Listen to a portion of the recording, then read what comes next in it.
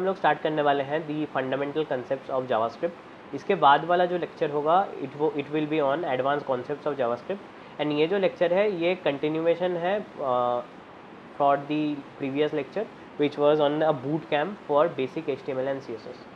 सो आज हम लोग कौन से टॉपिक्स के ऊपर जानने वाले हैं। The first topic will be introduction to JavaScript, then the basics, arrays, strings, objects, functions and DOM. So let's just deep dive into what is an introduction to JavaScript. That is the first topic of today's session. So अगर मैं formally define करूँ JavaScript क्या है, so JavaScript is the programming language of web. JavaScript guys is the programming language of web. अब इसको हम लोग programming language of web क्यों बोल रहे हैं गाइज? इसको इसीलिए प्रोग्रामिंग लैंग्वेज ऑफ वेब बोल रहे हैं क्योंकि इसको यूज़ करके हम लोग front end as well as back end development कर सकते हैं। अब आप पूछोगे कि हम लोग इसको as a back end means program और हम लोग जो बैक एंड कोड लिखते हैं उसमें हम लोग जावास्क्रिप्ट को कैसे यूज़ कर सकते हैं and how we can use in front end the concept of JavaScript. So structurally कुछ कॉन्सेप्ट्स हैं, जैसे कि पहले क्या होता था गाइज कि जावास्क्रिप्ट सिर्फ ब्राउज़र में रन हो सकता था, आपके जो ब्राउज़र है उसके अंदर रन हो सकता था। But after a run time engine, JavaScript run time engine is developed which is Node.js. तो guys Node.js was developed by Ryan Dahl. Actually what is Node.js? Node.js is a JavaScript runtime environment. और अगर मैं formally define करूँ कि है क्या चीज़ and in very simple language कि जावास्क्रिप्ट रन टाइम मीन्स आप अपने जावास्क्रिप्ट कोड को आप अपने कंप्यूटर सिस्टम में रन कर सकते हो and not only within the browser you can run your JavaScript program within your computer also. तो Node.js के आने की वजह से हम लोग JavaScript को यूज़ करके बैकएंड ऑफ वेब ऐप भी डेवलप कर सकते हैं through JavaScript. So Node.js is a JavaScript run time engine. Actually JavaScript क्यों आया, Node.js क्यों आया? Node.js is a JavaScript run time environment and जो Node.js है वो हमें हेल्प करता है JavaScript को अपने कंप्यूटर सिस्टम में रन करने के लिए अपने करने पे and not only with in browser. पहले जो होता था गाइस कि पहले वो ओनली ब्राउज़र पे रन होता था, बट अभी वो not only in your browser, it also runs on your computer system. And Node.js के आने से एक और चीज़ हुआ गाइस कि JavaScript can be use to development back end of web applications. अब रही बात फ्रंट एंड की, तो आपको तो स्ट्रक्चरली आइडिया होगा कि HTML एंड CSS इन दोनों को हम लोग यूज़ या फिर इन दोनों का जो यूज़ है उसको हम लोग चेंज कर सकते हैं अकॉर्डिंगली विद जावास्क्रिप्ट. हम लोग जावास्क्रिप्ट को यूज़ करके HTML एंड CSS दोनों को चेंज कर सकते हैं अपने हिसाब से एंड चीज़ों को और इंटरैक्टिव बना सकते हैं. एंड जावास्क्रिप्ट इसमें हम लोग Vanilla.js प्राइमरीली हमने पहले देख रखा है व्हाट इज़ Vanilla.js. नाउ अभी जावास्क्रिप्ट के कुछ लाइब्रेरीज भी आए हैं, फ्रंट एंड लाइब्रेरीज जो बहुत पॉपुलर हैं, जैसे कि React and Angular. But let's primary talk on React. So React क्या बेनिफिट्स दिया if we compare it with the Vanilla.js. So React के अंदर पहले तो हमें एक कंसेप्ट मिला रीयूजेबल कंपोनेंट्स का, कि आप एक बार एक कंपोनेंट को डिज़ाइन करो एंड आप अपने वेब एप्लीकेशन में उस रीयूजेबल कंपोनेंट को कहीं पे भी यूज़ कर सकते हो. It is your choice where you want to use that. Next हमें एक कंसेप्ट मिला SPA का, single page application. Single page application मतलब जिस पार्ट या जिस सर्टेन रीजन में हमें चेंज चाहिए बस वो सर्टेन एरिया चेंज होगा, पूरा पेज लोड नहीं होगा. जैसे if I give you an example, आप ये देख सकते हो Gmail के अंदर कि Gmail में अगर मैं यहाँ पे प्रोमोशंस पे क्लिक करता हूँ तो गाइज सिर्फ ये वाला एरिया चेंज हुआ है, ना ही ऊपर वाला, ना ही साइड वाला, ना ही ये साइड वाला चेंज हुआ है. तो हम लोग ये बोल सकते हैं कि Gmail is a single page application and using Gmail आप देख सकते हो कि यहाँ पे अगर मैं अलग अलग आइकन्स एंड नैब में जाता हूँ and if I click on the start area also then we can see that only the main area of the Gmail changes. ठीक है. Now let us move on to the next topic which is basics of JavaScript. So basics of JavaScript के अंदर हमारा जो first concept है that is data types, print and difference between validate and const. अब guys यहाँ पे दो concept आता है कि अगर हमें ये सारे प्रोग्राम्स को एग्जीक्यूट करना है अपने सिस्टम के अंदर, तो हमने पहले ही डिस्कस किया था कि हमें Node.js अपने सिस्टम में इंस्टॉल होना चाहिए, अपने कंप्यूटर में इंस्टॉल होना चाहिए. तो उसके लिए हम क्या करेंगे गाइज, हम simply Node.js download and Node.js download पे यहाँ पे गाइस पहला सेकंड जो लिंक आता है pre built installer, and LTS stands for long term support. आप यहाँ पे सिंपली क्लिक करके Node.js को डाउनलोड कर सकते हैं। Just click on it and you will go to that page. आप विंडोज़ इंस्टॉलर पे क्लिक कीजिए। देन अगर आपके पास भी ऐसा कोई स्क्रीन आता है तो no need to worry guys, just install anyway कर दीजिए एंड नेक्स्ट ये आप कर सकते हो। आप सिंपली नेक्स्ट, आप जस्ट नेक्स्ट करते जाना, ये ऑटोमेटिक आपका सेटअप हो जाएगा। यस कर देता हूँ एंड आपका Node.js आपके सिस्टम में इंस्टॉल हो जाएगा। So guys this is the fundamental process how you can install Node.js in your computer system. एक बार आपने Node.js को इंस्टॉल कर लिया देन आप आराम से जावास्क्रिप्ट प्रोग्राम को रन कर सकते हैं with in your computer. So Node.js is installed. अब आपको अगर पता करना है कि मेरे सिस्टम में Node.js प्रॉपर्ली इंस्टॉल हुआ कि नहीं, आप सिंपली एक काम कीजिए, आप यहाँ पे कमांड प्रॉम्प्ट पे अंदर आइए। कमांड प्रॉम्प्ट के अंदर आके आप सिंपली लिखिए यहाँ पे node-v। ये करते ही आप देख पाएंगे यहाँ पे आपका वर्जन आ चुका है, जो लेटेस्ट वर्जन ऑफ नोड आपके सिस्टम में डाउनलोड हुआ है। That is the LTS part जो आपके सिस्टम में डाउनलोड हुआ है वो गाइज आ रहा है। तो इसका मतलब ये है कि your node is installed within, node is properly installed within your computer. तो ये स्टेप्स थे कुछ how to install Node.js in your system. आपको ये पता लग गया होगा and this is a very easy task, ठीक है। सो हम लोग अभी आते हैं the basic concept of JavaScript. So पहला कॉन्सेप्ट है डेटा टाइप्स। सो गाइज एक नया वाइट बोर्ड ओपन कर लेते हैं। अब कितने तरह के डेटा टाइप्स होते हैं जावास्क्रिप्ट के अंदर, तो अगर मैं फॉर्मली डिफाइन करूं तो जावास्क्रिप्ट के अंदर 8 टाइप के डेटा टाइप्स होते हैं। There are 8 data types in JavaScript, 8 data types. अब 8 डेटा टाइप्स क्या क्या हैं, I will list that. So मैं हमेशा एक एनालॉजी या फिर मैं शॉर्ट ट्रिक्स याद करके ऐसे चीज़ों को याद रखता हूँ। सो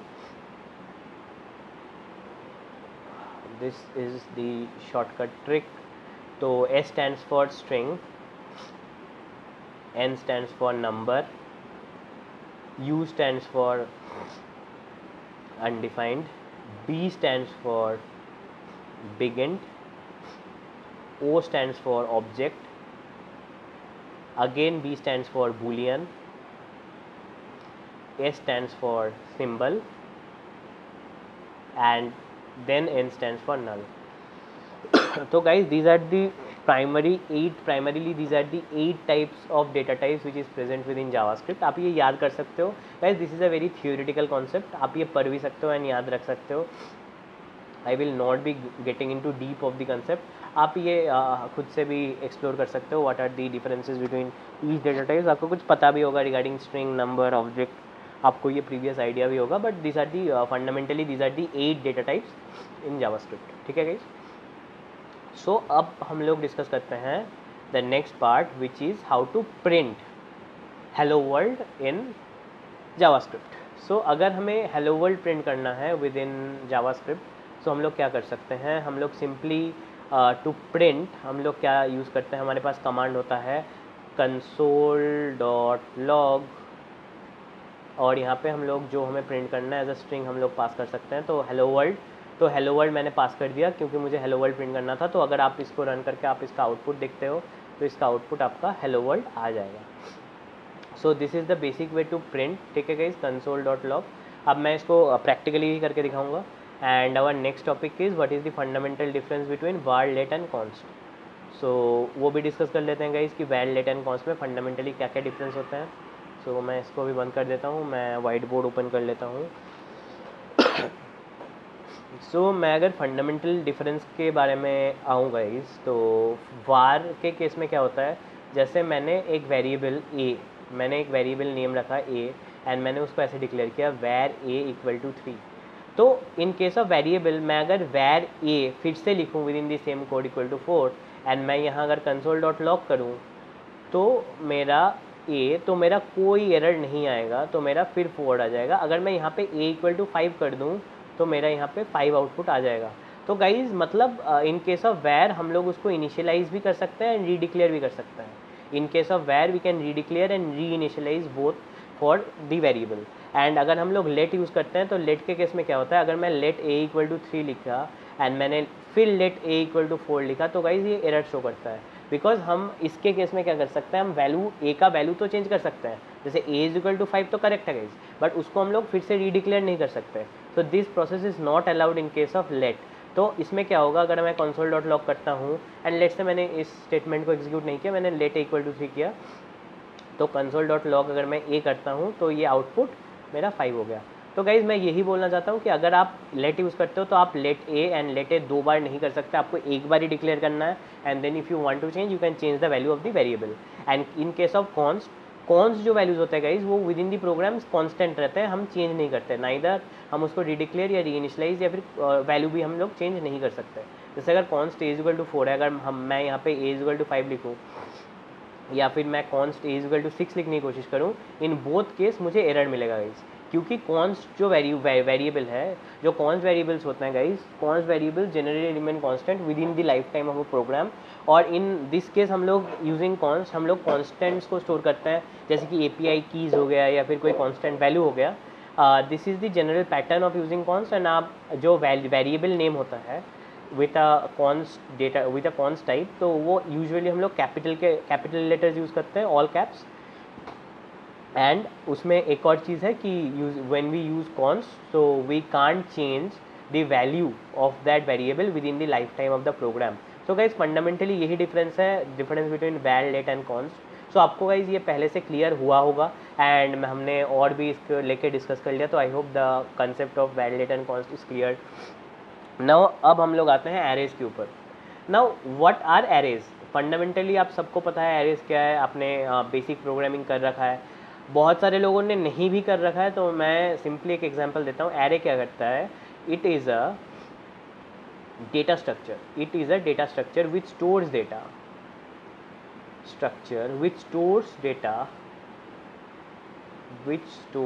डेटा, इन कॉन्टेजियस मेमोरी लोकेशन, मैं एक आपको सिंपल एग्जांपल देता हूँ गाइज। अगर मैं यहाँ पे एक एरे डिक्लेयर करूँ, लेट्स से कि मैंने लेट ARR इक्वल टू, मैंने यहाँ पे कुछ दिया 2 3 5 7। Now this is the basic array in JavaScript.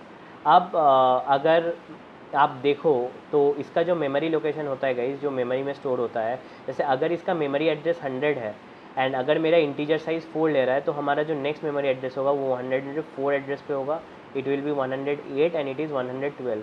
So the memory gap, मतलब एड्रेस के बीच में दो एलिमेंट्स के एड्रेस के बीच में जो गैप है वो गाइज हमेशा कांस्टेंट रहता है, that is contagious memory locations पे वो स्टोर होता है, that depends on the size of the specific data type. So guys this is the basic definition of data structure, array data structure.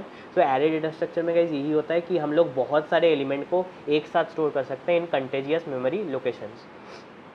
अब हम लोग कुछ फंक्शंस देखने वाले हैं ऑफ जावास्क्रिप्ट एरेज। पहले है इंट्रो हो गया, then we should see length, at, join, concat, flat, to string and sort. तो मैं ये चाहता हूँ गाइज अभी जो भी कंसेप्ट है हम लोग अपने कंप्यूटर स्क्रीन पे देखें, क्योंकि थियोरेटिकली इसको मैं अगर समझाऊँ तो उतना इफेक्टिव नहीं होगा।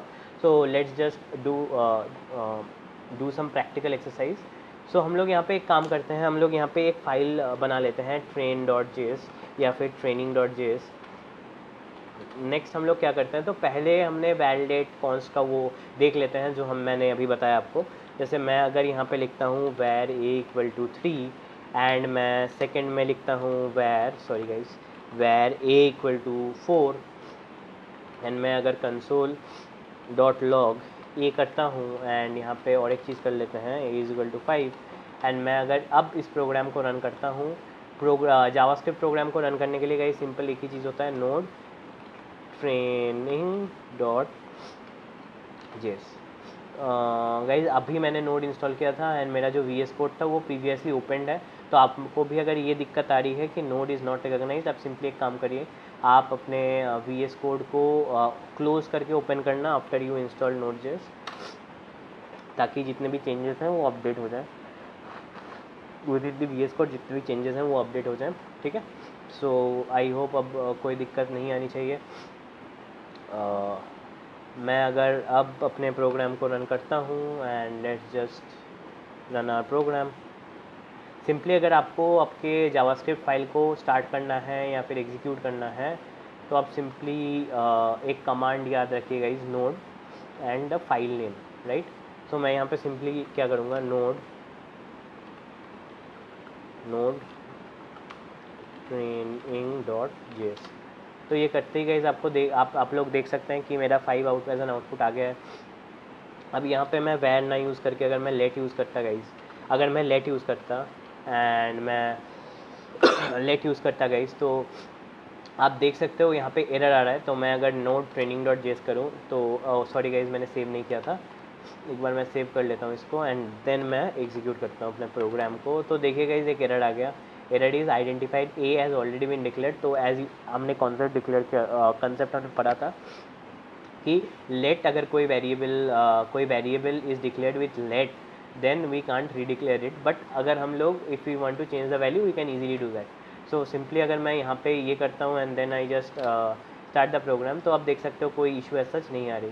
अब सिमिलर केस में मैं कॉन्स्ट के साथ करके देखता हूँ, मैं const equal to a equal to 3 लिखा, देन मैं फिर कॉन्स्ट ए इक्वल टू मैं 5 करता हूँ एंड देन मैं रन करने की कोशिश करता हूँ मेरे प्रोग्राम को।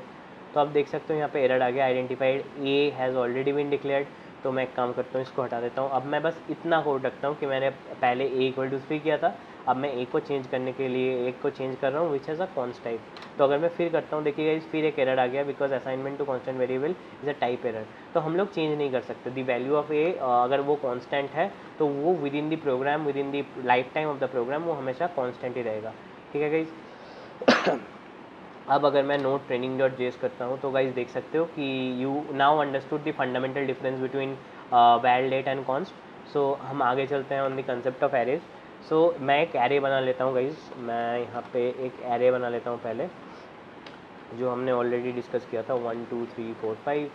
हम लोग एक काम करते हैं, and to give comment guys we just use double slash. तो मैं यहाँ पे इसका हेडिंग दे देता हूँ एरेज एंड इट्स फंक्शंस। ठीक है, सो एरेज एंड इट्स फंक्शंस। तो गाइज हम लोग क्या कर सकते हैं, दिस इज़ माई एरे। तो मैं अगर कंसोल डॉट लॉग एरे करता हूँ तो आप देख सकते हो, मैं अगर इसको रन करता हूँ तो मेरा एरे प्रिंट हो गया है। अब मुझे अगर इस एरे के अंदर मुझे कोई नया एलिमेंट ऐड करना है तो सिंपली मैं क्या करूँगा, एरे डॉट पुश, मैं यहाँ पे एलिमेंट का नेम मतलब जो वैल्यू है वो डाल दूँगा and I will just run my programme. If I run my programme तो देख सकते हो गाइज मेरा 6 आ गया है।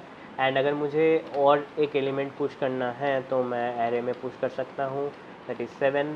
नाउ अगर मैं प्रिंट करता हूँ मेरे एरे को तो मेरा 1 2 3 4 5 6 7 आ गया। अब मैं अगर लास्ट एलिमेंट को रिमूव करना चाहता हूँ फ्रॉम माई एरे, मैं सिंपली क्या कर सकता हूँ ARR डॉट पॉप एंड मेरा लास्ट एलिमेंट रिमूव हो जाएगा। अगर मैं नोड ट्रेनिंग देखिएगा इस मेरा जो लास्ट एलिमेंट था 7 वो रिमूव हो चुका है।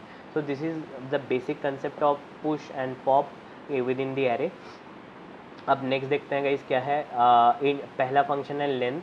सो अगर हम लोग सिंपली यहाँ पे कंसोल डॉट लॉग जहाँ पे हमने एरे प्रिंट किया उसके नीचे आके हम लोग एक काम कर सकते हैं, console dot log the length is, अगर हमें किसी भी एरे का लेंथ निकालना है, द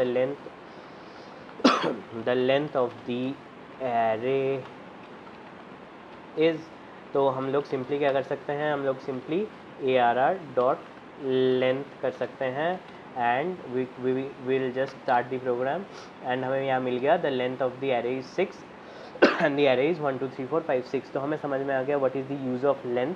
तो नेक्स्ट हम लोग चलते हैं, नेक्स्ट कंसेप्ट है अबाउट ऐट। सो ऐट, हम लोग ऐट का कंसेप्ट देखते हैं क्या है and let's just do that.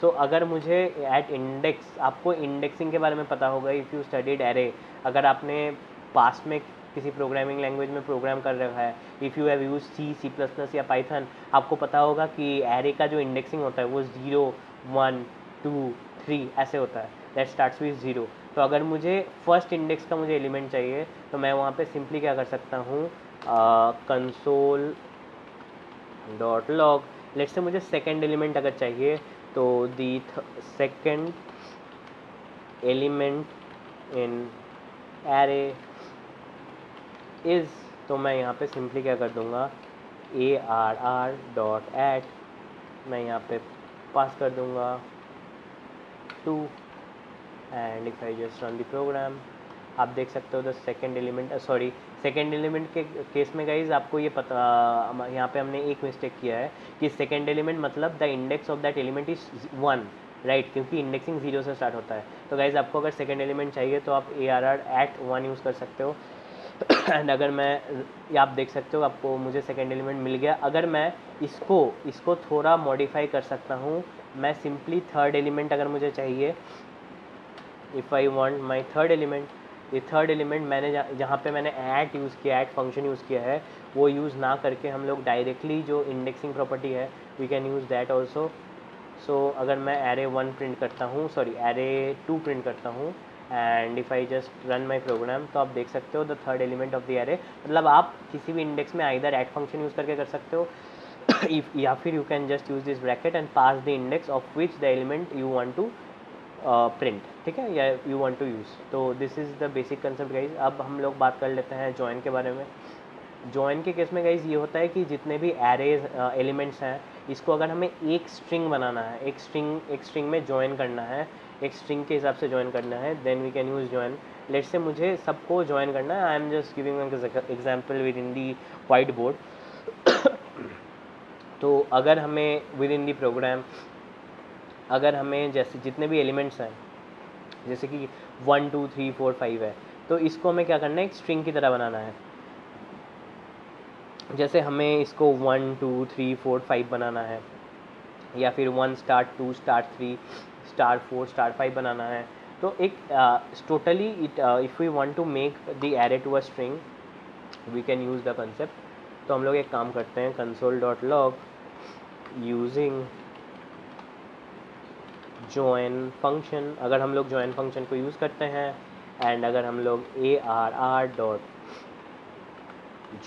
अगर मैं यहाँ पे स्टार पास कर देता हूँ एंड मैं रिफ्रेश करता हूँ, सेव करता हूँ and I just run the program, तो आप देख सकते हो 1 start 2 start 3 start 4 start 5 start 6, एक मेरा प्रोग्राम, एक मेरा स्ट्रिंग बन गया of all the array elements which I have. अगर मैं सिमिलरली इसको मैं I just pass nothing and it will just become 1 2 3 4 5 6। तो आप देख सकते हो 1 2 3 4 5 6 बन गया, मतलब मैंने एक एरे से मैंने एक स्ट्रिंग को बना लिया है। So this is the basic concept guys. Next हम लोग डिस्कस करने वाले हैं the concept of the function of concat, flat and to string.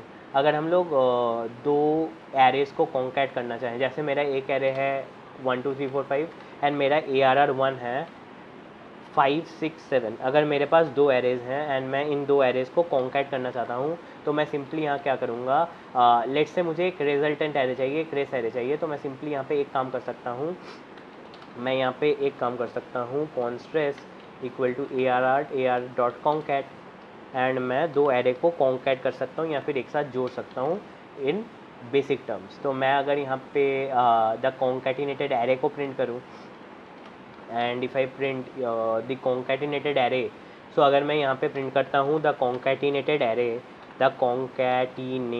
Array, and मैं यहाँ पे सिंपली क्या करता हूँ, मैं सिंपली रेस को प्रिंट करवाता हूँ। तो अगर मैं सिंपली यहाँ पे रेस को प्रिंट कराता हूँ and just I start my JavaScript program, so आप देख सकते हो 1 2 3 4 5 5 6 7, क्योंकि यहाँ पे 5 है, देन 5 6 7 दो एरे कॉन्कैट भी हो गए। तो गाइज हमने कॉन्कैट भी देख लिया। अब लेट्स चेक फ्लैट। तो फ्लैट आपने 2 डायमेंशनल एरेज देखे होंगे, तो मैं एक 2 डायमेंशनल एरे बना लेता हूँ। लेट्स से मेरे पास एक 2 डायमेंशनल एरे है ARR3, लेट्स से मेरे पास 1 2 है, देन मेरे पास 3 4 है, देन मेरे पास 5 6 है। अगर मुझे इसको फ्लैट करना है, फ्लैटन करना है, तो मैं सिंपली इसको एक फ्लैट एरे एक वेरिएबल में स्टोर करता हूँ, एंड मैं सिंपली ARR.फ्लैट फंक्शन को मैं कॉल करता हूँ, एंड मैं अगर यहाँ पे सिंपली दी फ्लैट एरे को प्रिंट करता हूँ, तो ये जो मेरा एरे है ये मेरा फ्लैटेंड हो जाएगा। दी फ्लैटेंड एरे इज़, तो अगर मैं सिंपली मेरा जो फ्लैट एरे है जो मैंने बनाया है यहाँ पे फ्लैट ARR से, सो अगर मैं सिंपली यहाँ पे फ्लैट ARR करता हूँ and just run the program, so आप देख सकते हो कि मेरा जो एरे है 1 2 3 4 5 मेरा एक फ्लैटेंड एरे बन गया फ्रॉम अ 2 डायमेंशनल एरे। अगर आपको इसका 2D एरे देखना है कि या फिर जो भी एरे है the multi dimensional array I would say, so मैं यहाँ पे दी ND एरे मैं यहाँ पे पास कर देता हूँ।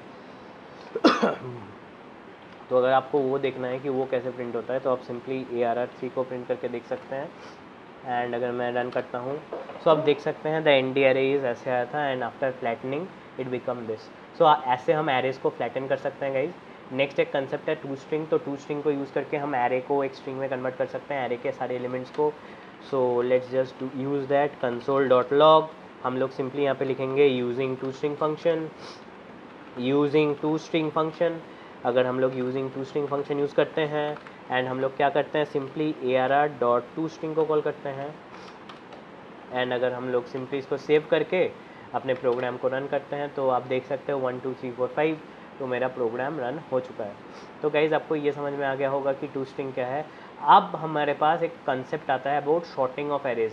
तो गाइज़ अगर मेरे पास एक ऐसा एरे है, जैसे मेरे पास एक एरे है, लेट्स से मैं इसको ARR4 नाम दे देता हूँ, 1 9 देन 5 देन 3 देन 2 देन 7। तो अगर मुझे इस एरे को शॉर्ट करना है इन असेंडिंग ऑर्डर तो मैं क्या करूँगा, how we can sort that array. तो console.log अगर मुझे इस एरे को शॉर्ट करना है तो मैं यहाँ पे सिंपली क्या कर सकता हूँ, मैं यहाँ पे const शॉर्ट एरे असेंडिंग अगर मैं लिखता हूँ एंड मैं ARR4 डॉट शॉर्ट, मैं सिंपली यहाँ पे दो वेरिएबल्स मतलब जो पैरामीटर्स मैं पास कर लेता हूँ a, b एंड मैं अगर यहाँ पे रिटर्न कर दूँ रिटर्न a - b तो हमारा जो एरे है वो शॉर्ट हो जाएगा। ठीक है गाइज। अगर मैं यहाँ पे शॉर्ट ARR असेंडिंग टाइप करता हूँ एंड जस्ट, तो आप देख सकते हो 1 2 3 5 7 9 मेरा शॉर्ट हो गया है। अब इसी एरे को अगर हमें डिसेंडिंग ऑर्डर में शॉर्ट करना है गाइज तो सिंपली आपको क्या करना है, कॉन्स्ट शॉर्ट ARR डिस्क। तो अगर मुझको इसको डिसेंडिंग ऑर्डर में शॉर्ट करना है तो मैं यहाँ पे सिंपली क्या करूँगा, ARR डॉट शॉर्ट, मैं यहाँ b, a, मैं सिंपली यहाँ पे करूँगा b, a एंड रिटर्न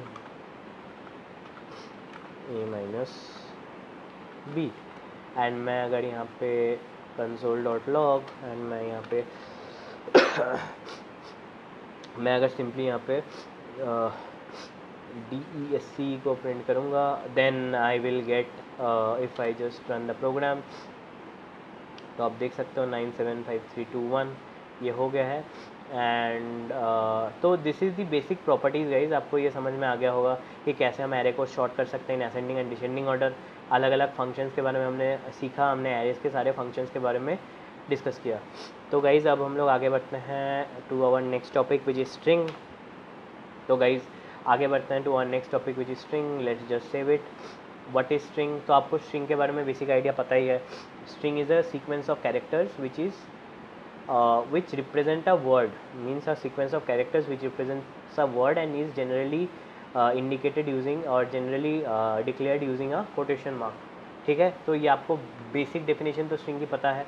तो लेट से मैं यहाँ पे एक स्ट्रिंग बना लेता हूँ। मैंने यहाँ पे मैंने यहाँ पे स्ट्रिंग 1 एक मैंने स्ट्रिंग बना लिया है कोड एंड मैंने एक दूसरा स्ट्रिंग बनाया है ऐसा 2।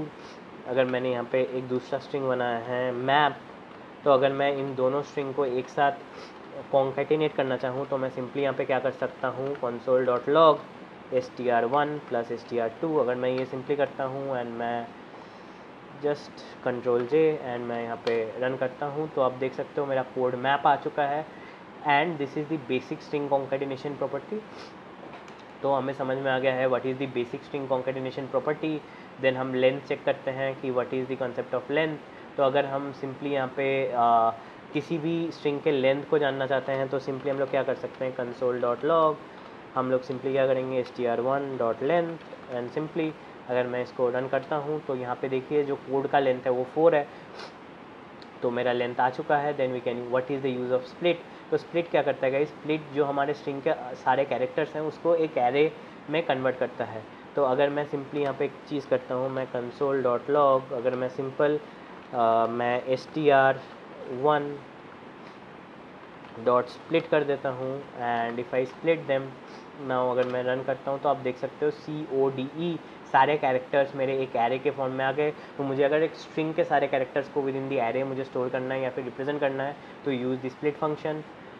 Then we can what is the use of 2 upper case and 2 lower case. तो सिंपली गाइज ये इसमें भी यूज़ होता है। जैसे कि मैं एक सिंपल एग्जांपल दे रहा हूँ, मैं लेट नेम इक्वल टू मैं एक नेम ले रहा हूँ जैसे कि अरित्रा चक्रवर्ती जैसे अगर हमें नेम, दो नेम में दोनों को अलग अलग सेपरेट करके शो करना है या फिर दोनों को सेपरेट करना है from the first name and second name, so we can just what we can do is console.log हम लोग नेम डॉट स्प्लिट कर देंगे within the space, and हम लोग अगर इसको रन करते हैं तो आप देख सकते हो अरित्रा एंड चक्रवर्ती अलग हो गया।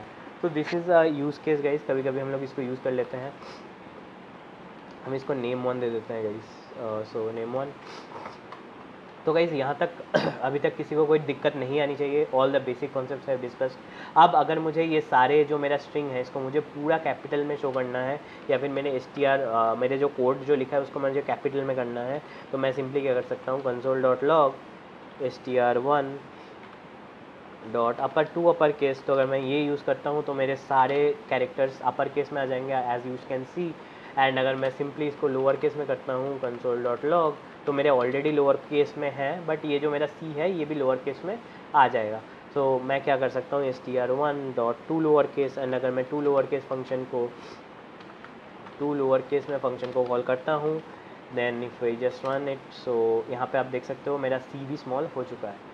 एंड मैं अगर सिंपली एक बार देखना चाहता हूँ कि what's my original and actual string, तो मैं यहाँ पे str1 को भी प्रिंट करवा सकता हूँ, and we can see what is done after. तो आप देख सकते हो पहले कोड ये था, उसके बाद मैंने जो टू अपर केस किया तो ऐसा हो गया, and when we use to lower case then all the characters of the string change to lower case. अब गाइज नेक्स्ट हम लोग डिस्कस करने वाले हैं what is the use of caret. तो गाइज कैरेट का कॉन्सेप्ट ये है कि अगर मुझे एक स्पेसिफिक कैरेक्टर एक स्पेसिफिक इंडेक्स में चाहिए, तो जस्ट लाइक स्ट्रिंग्स यहाँ पे भी कंसेप्ट होता है इंडेक्सिंग का।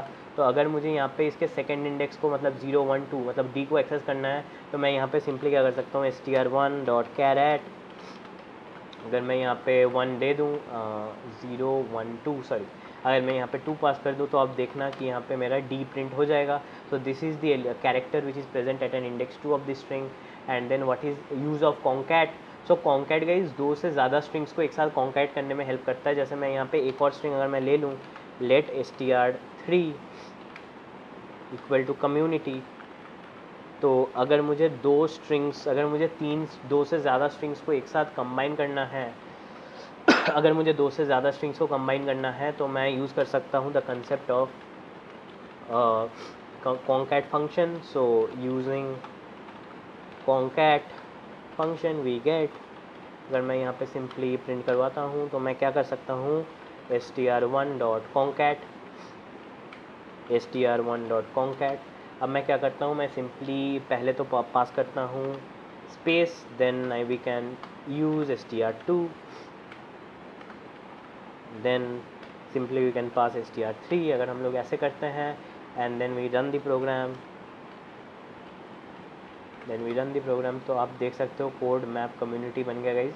और लेट से मुझे कोड मैप को एक साथ रखना है, कम्युनिटी को मुझे अलग करना है, तो हम लोग उस केस में क्या कर सकते हैं हम लोग सिंपली यहाँ पे str1 comma str2, so code map मेरा एक साथ आ जाएगा। यहाँ पे हमने स्पेस दे दिया। अब कम्युनिटी के सी को अगर मुझे कैपिटल करना है तो मैं यहाँ पे सिंपली क्या कर सकता हूँ, str dot caret 0 dot to upper case. अगर मैं ये करता हूँ and I just run the program, तो गाइज ये एक हो गया, means is just converted it into upper case. So हम लोग ऐसे अपर केस में कन्वर्ट कर सकते हैं, so no issues over that. किसी भी स्ट्रिंग को हम लोग उसके फर्स्ट कैरेक्टर को कर सकते हैं, बट अभी के लिए हम लोग जस्ट यहाँ पे str3 दे देते हैं एंड सिंपली इसका सी कैपिटल कर देते हैं। आप फंडामेंटली थोड़ा और कुछ ट्राई कर सकते हो। देखिए कोड मैप कम्युनिटी बन चुका है। सो अब आप फंडामेंटली और भी कुछ प्रॉपर्टीज़ एंड फंक्शन स्टडी कर सकते हो regarding strings and arrays, but आपको मुझे लगता है शायद आपको क्लियर हो गया होगा fundamentally what is the fundamental concept of arrays and strings. अगर फिर भी कोई दिक्कत आती है तो प्लीज़ कॉन्टैक्ट मी। देन हम लोग जाते हैं ऑब्जेक्ट के ऊपर। Object, what is object and what is array and object structuring. So guys object जो है this is one of the most vital data structure within JavaScript. So आप जब बैकएंड के ऊपर काम करेंगे या फिर फ्रंट एंड के ऊपर भी काम करेंगे, आपको जो API रिस्पॉन्सेज आएंगे या फिर आप जैसे API रिस्पॉन्सेज जब आप फ्रंट एंड के अंदर आपका फ्रंट एंड बिल्ड कर रहे होंगे, तो आप अगर गेट रिक्वेस्ट करते रहेंगे तो आपका जो डेटा आता है वो in the form of array of objects आता है। तो आपको ऑब्जेक्ट समझना बहुत इंपॉर्टेंट है। तो ऑब्जेक्ट्स के लिए हम लोग एक सिंपल क्या कर सकते हैं, एक ऑब्जेक्ट क्रिएट कर सकते हैं। जैसे कि यहाँ पे मैंने नेम पास किया अरित्रा, एंड मैंने यहाँ पे मेरा एज पास किया 21, मेरा एज पास किया मैंने 21। तो आप ये समझ सकते हो this is the basic syntax और this is the basic structure of an object in JavaScript. अब आपका टास्क मैं ये दे रहा हूँ कि आप ऑब्जेक्ट्स के अलग अलग फंक्शंस को स्टडी करके आइए and DM me on WhatsApp, the team members please DM me on WhatsApp regarding the functions, and आपने ऑब्जेक्ट्स के बारे में क्या क्या चीज़ें स्टडी की, please DM me on WhatsApp। So आपको ये समझ में आ गया होगा what is the fundamentally the basic syntax of object in JavaScript. Then हम लोग क्या कर सकते हैं ऑब्जेक्ट्स के बाद, जो एक कॉन्सेप्ट है डिस्ट्रक्चरिंग का। Destructuring is also an important concept guys. So मैं यहाँ पे एक काम करता हूँ, मैं कार्स नाम से एक एरे बना लेता हूँ जहाँ पे मैं अलग अलग कार्स को स्टोर करूँगा। Let's say Audi, then BMW, then Mercedes and अगर मुझे मेरे सारे जितने भी वेरिएबल्स हैं विद इन द एरे, अगर मुझे सारे को अलग अलग वेरिएबल्स में स्टोर करने हैं, सारे एलिमेंट्स को if we want to store in variables, so हम लोग यहाँ पे यूज़ करते हैं the concept of array डिस्ट्रक्चरिंग।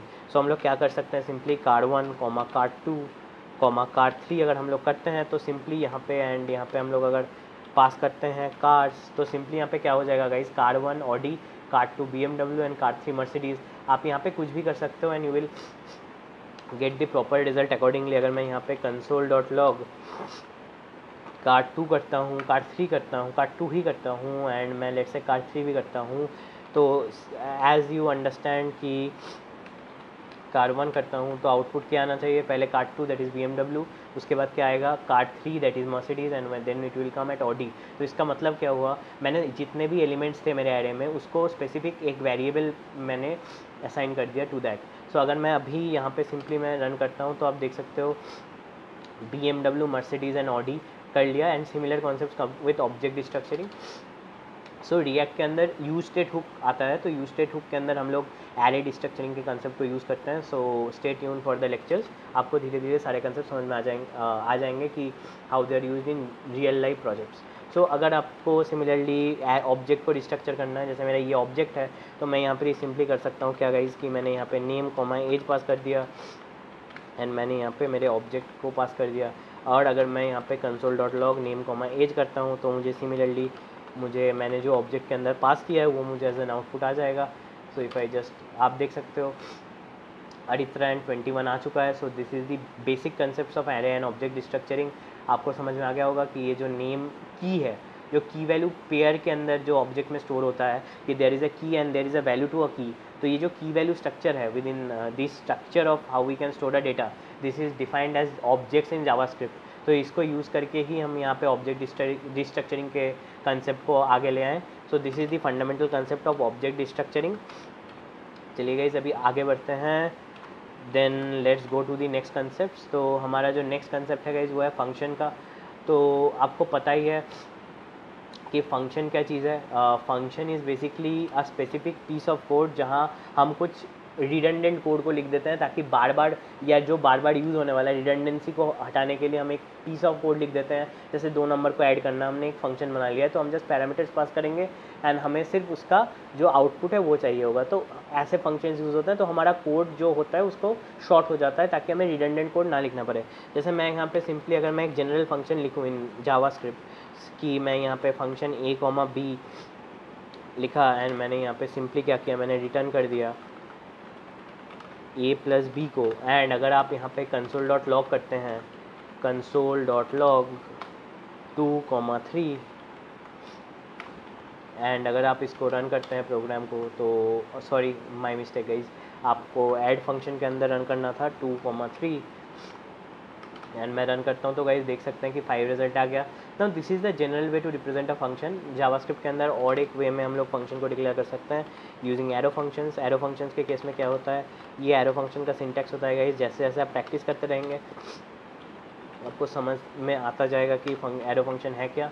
Let's say मैं यहाँ पे सब फंक्शन बना देता हूँ सब्ट्रैक्शन के लिए एंड मैं ये -b करता हूँ। तो सिमिलरली अगर मैं console.log के अंदर अगर मैं सब फंक्शन को कॉल करूँ फॉर 5, 3 तो मुझे रिजल्ट मिलना चाहिए 2। तो मैं अगर रन करता हूँ तो सॉरी गाइज यहाँ पे मुझे सब रन करना था, I have just missed it. So अगर मैं इसको रन करता हूँ तो गाइज मुझे आउटपुट 2 मिल गया। सो आप समझ सकते हो कि this is the general way of representing the function and this is the arrow function. अब जो एरो फंक्शन का कॉन्सेप्ट है गाइज वो ES6 में आया है and ES6 stands for ECMAScript version 6 जो जावास्क्रिप्ट को स्टैंडर्डाइज करने में हेल्प करती है। मैं एक डिटेल्ड वीडियो लाने वाला हूँ what are the changes that came with ES6। तो अभी बस आप इसको ये समझना है कि what is the fundamental difference between an arrow function and how we can generally represent a function and what is there fundamental and structural syntactical difference. तो आपको समझ में आ गया होगा कि how we can declare functions by using general method as well as using arrow functions. आपको functions के बारे में प्रीवियसली पता भी होगा if you studied other programming language. अगर नहीं पता तो एक डिटेल्ड कोर्स आने वाला है हर एक टॉपिक के ऊपर with in the JavaScript guys. This is a boot camp. तो इसमें हर एक टॉपिक को हम लोग पूरे डिटेल में नहीं कवर कर सकते, बट आने वाले वीडियोस में सारे टॉपिक्स को अलग से क्लियर एंड कवर किया जाएगा गाइस, ठीक है। सो नेक्स्ट हम लोग जानते हैं what is DOM. So guys DOM stands for document object model, ठीक है। DOM stands for document object model guys. So what is document object model, उसके ऊपर हम लोग आते हैं कि what is the fundamental concept of document object model. So guys, DOM stands for document object model